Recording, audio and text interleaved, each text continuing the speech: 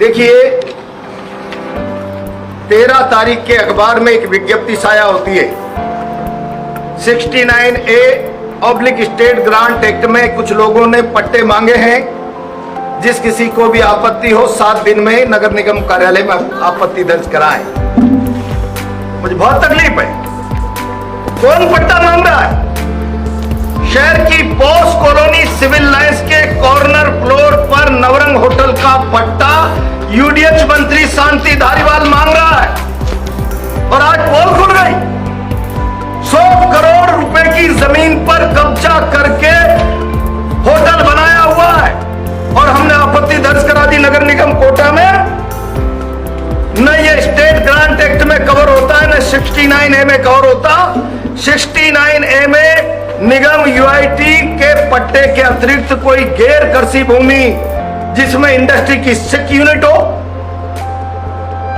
या गैर मुमकिन आबादी हो या किसी और पर्पज के लिए पट्टाधारी के पास कोई भूमि हो, उसे निगम के पास सरेंडर करने के बाद निगम अपने में उसको मर्ज करके दोबारा उसका पट्टा जारी करेगा।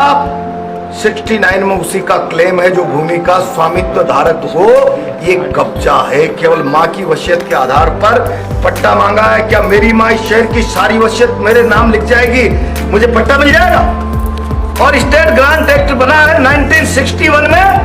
उस स्टेट ग्रांट एक्ट में आजादी के पहले जो अनियोजित नॉन प्लान एरिया में बस्तियां बस गई, रामपुरा, श्रीपुरा, लाडपुरा, अग्रसेन बाजार, जहां पहले भी इनके पिताजी श्रीकप चंद जी के मकान को पट्टा स्टेट ग्रांट एक्ट में मिला होगा, कोई आपत्ति नहीं।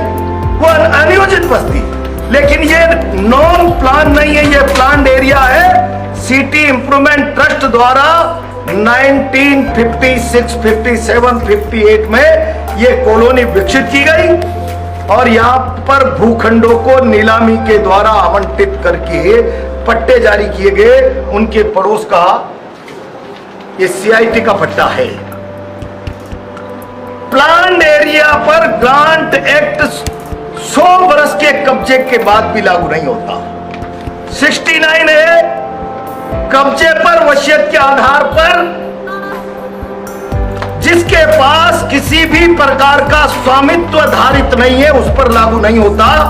दुर्भाग्य, विभाग का मंत्री नियमों का वायलेशन करके गलत परंपराएं डालकर अधिकारियों को दबाव में लेकर अपने नाम पट्टा गलत तरीके से बनाना चाहता है।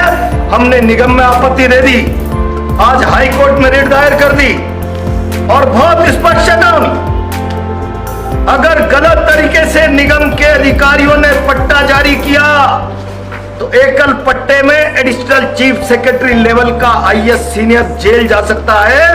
हमारा राज आने के बाद ये गलत पट्टा जारी करने वाले अफसरों के खिलाफ कॉग्निजेंस लिया जाएगा, जांच कराई जाएगी और जो दोषी होगा उसको जेल जाना ही होगा।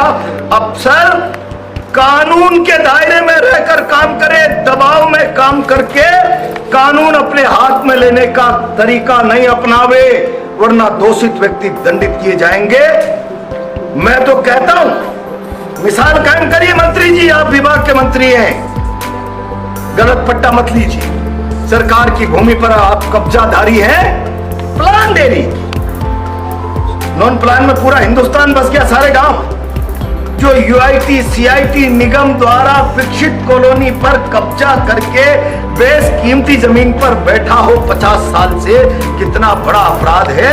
उन्हें यह अपराध स्वीकार करते हुए जमीन सरकार को सरेंडर करनी चाहिए और सरकार को ये जमीन अपने पोजीशन में लेनी चाहिए। बस मुझे इतना ही